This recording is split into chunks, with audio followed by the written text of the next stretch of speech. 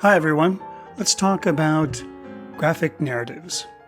In this lecture, we're going to look at French society and the rise of the caricature magazine and humor illustrations that were very important to advancing ideas in pictorial narratives. To begin with, one of the great caricature magazines of the early 19th century was the Shadowvari, published by Charles Philippon, who was really the artistic man in charge, and his brother-in-law, Gabriel Albert, who would run the financial end. The Shadowvari, the title means cacophony or noise or bombast, something like a parade charging ahead. It was meant to sort of a wake-up call to the general populace. It was definitely very left-leaning and was carefully monitored by the government and censored heavily. In France at this time, it was generally believed that pictures and the theater were more dangerous kinds of mass medium than the printed word. The reason being that most of the public were still illiterate, and it was only pictures and theater that could directly appeal to the masses in a way that the printed word would not. So the Shadowvari featured a lithograph, which they had a powerful satirical image included in each episode. And that picture had to be cleared by the censor before it could be published. Now, Charles Philippon got into a lot of trouble and publishing images, and one in particular that got him into great trouble was an image he produced where the king looked like a fishmonger. He was brought to court, and there in court, his defense was, how can I be charged with defaming the appearance of the king when anything can be made to look like the king? There on the witness stand, he produced a piece of paper and a pen and began to draw a face of the king, a slightly chubbier face of the king, a slightly more pear-shaped face of the king, and finally a pear with a very faint impressions of eyes, nose, and mouth. Now, this is a metamorphosis, this transformation, showing the movement from one representation toward another representation, eventually arriving at a completely different thing.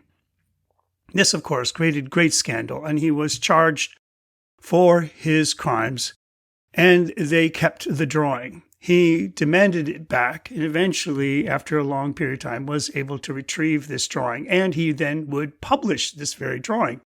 And to much dismay of the government, it became a hugely popular image, whereby any pair anywhere would be referred to as the king. Now, the upshot of this is entirely a French kind of humor, where the word pair is very similar in sound to the word for someone who is a fathead.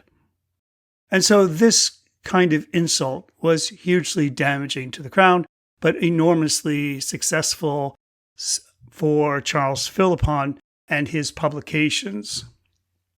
Philippon worked with a number of artists. Some of the greatest caricaturists of the 19th century worked with Philippon.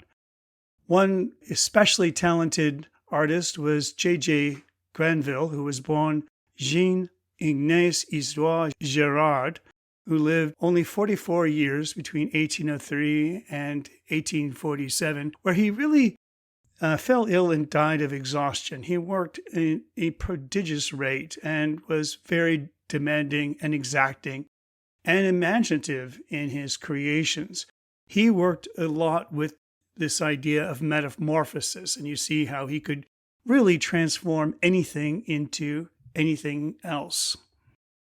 So J Grandville was an especially gifted artist who really brought an incredible amount of realism to his caricatures, but they were both incredibly believable and absurd. He brought back a time-honored tradition of making people look like animals, And yet the interface between the people and the animals is really quite extraordinary, where the rogue here is a fox, and the magistrate is the bulldog, and the wandering student is a carrier pigeon.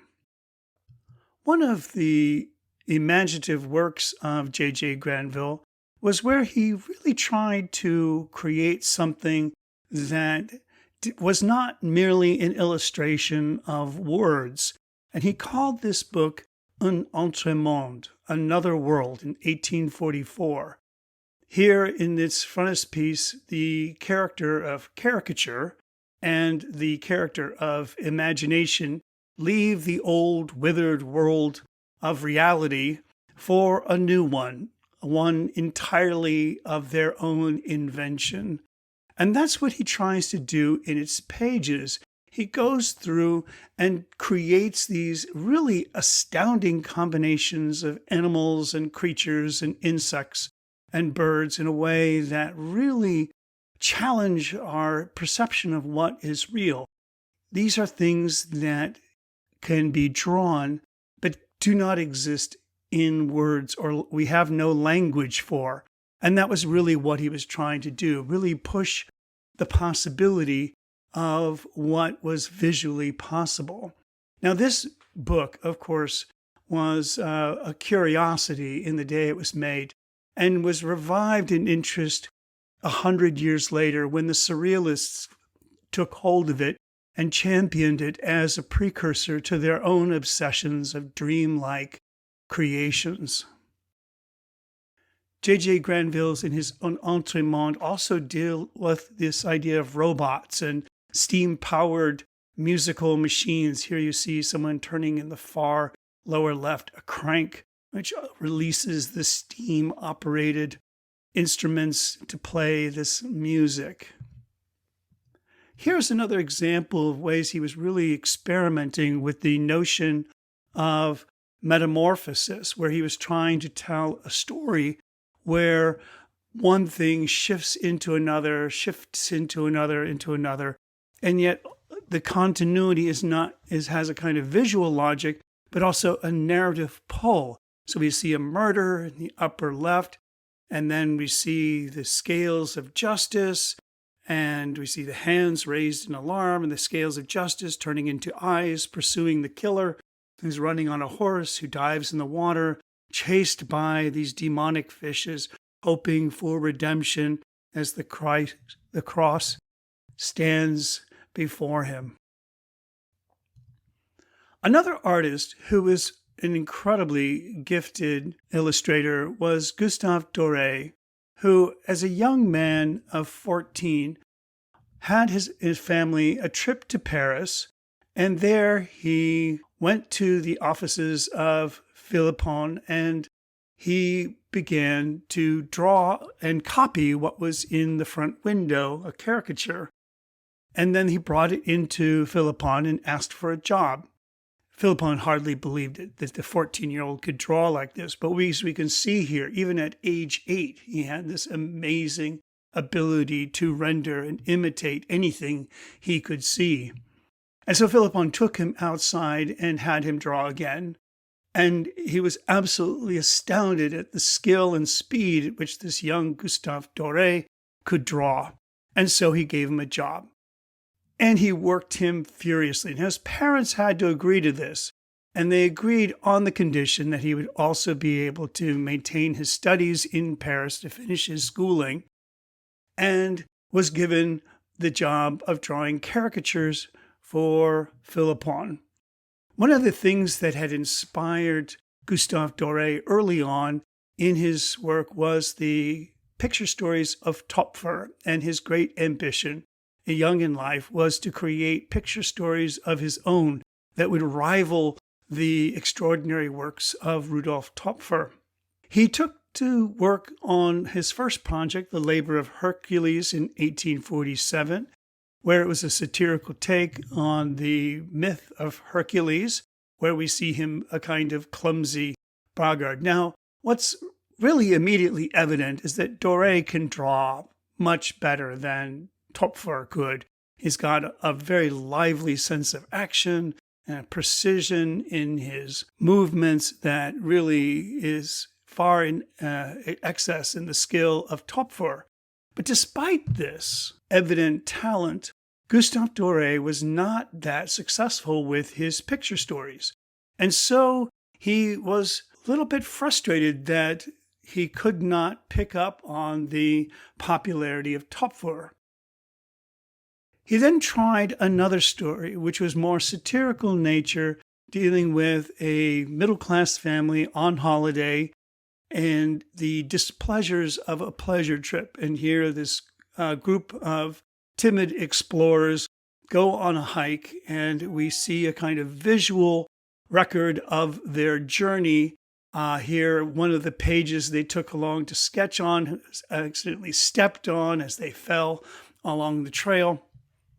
And so there's a whole lot of ways in which his drawing is both a record of this event and a satirical take on the whole idea of a kind of visual narrative. He gets away from the rigid panels, and he really tries to use a whole series of very innovative tricks to bring our interest in the story. And again, it's beautifully drawn and rendered. Unfortunately, this too did not meet with any great success. So, Gustav Dore determined at last to make one final go of it, does his most ambitious work yet, The History of Holy Russia, published in 1854. He put forward his own money for this very ambitious project, which over 150 pages, and he decided that he would take on the history of Russia. Now, he gauged that the audience in Paris would be interested in this because the Crimean War was just coming into its own and people were fascinated with Russia. And so this satirical take on the history of Russia would be a book that he thought would be something that would be very patriotic in reverse. It was an incredibly innovative book, and it had many really fascinating pages, such as this one here where he complains that the early history of Russia is so boring that he cannot find any inspiration in it to illustrate. And so he leaves these panels blank for some future artist who may find the time to do it for him. And again, this way in which he's using the visual form of the storytelling to really bring us into this quirky and eccentric narrative. This is actually, to be honest, a very similar trick to the book that we referred to earlier, The Life and Opinions of Tristram Shandy. Does something similar to this. Look at the way which Doré shifts styles here in his History of Holy Russia. There are times that are caricature, then there are points where it's outline, there's sometimes he's using silhouette, and then sometimes a sort of gritty realism, where you see at the bottom these women pulling this cart.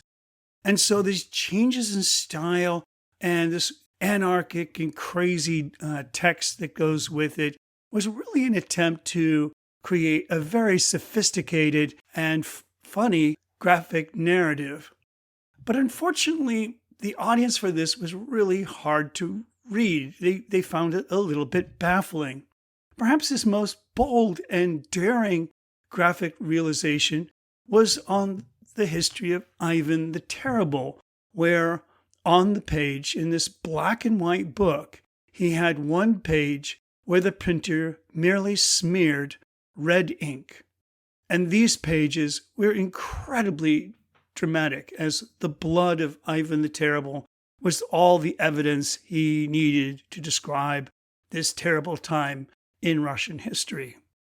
As I mentioned, this amazing book, which really would be something you might find in Mad Magazine 100 years later, was a failure. And unfortunately for the future of graphic narratives. It was one of the last really serious and ambitious picture stories to be created in the 19th century. As the shift away from adult-oriented graphic narratives became more and more focused on stories for children. Doré left doing caricatures and picture stories. He was in debt, he needed money, and the easiest and best way to make money was to do illustrations for books. And he was the most prolific and the most admired illustrator of every kind of classic text that was published at this time. He did a complete illustrated works of Shakespeare, the Bible, Gargantua and Pantagruel, all kinds of great epic poems he illustrated with incredible skill, and he was fiercely admired. But he always, deep in his heart, hoped that he'd be admired as a fine artist. But unfortunately, that path never really opened up for him. Philippon also worked with artist Albert Robida, who was obsessed with the future of civilization, and he did many illustrations sort of characterizing what the future will be like.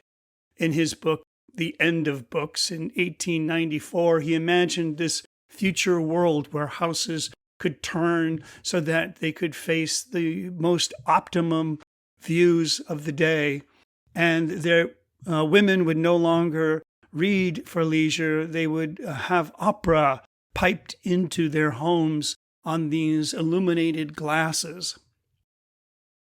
This is the time when we have the emergence of the really early science fiction. H.G. Wells was a pioneer in this idea. And to be clear, science fiction is different from fantasy in that fantasy is a space apart from us. It is an alternate land away from the land we are familiar with, whereas science fiction is really our land, but projected into the future. It is this where we will be in some time hence. And the science fiction early on, for the most part, was fairly optimistic. Would be to imagine flying cars. We still don't have them. And lots of other really fantastic ideas about the future. Even war in the future was seen as something really tremendously high-tech and powerful. Here, a war correspondent can radio back to his offices, reports the news as it's happening in real time. Unfortunately, these optimistic ideas about the future would be confronted with the reality of World War I and World War II, and science fiction was never quite so optimistic again.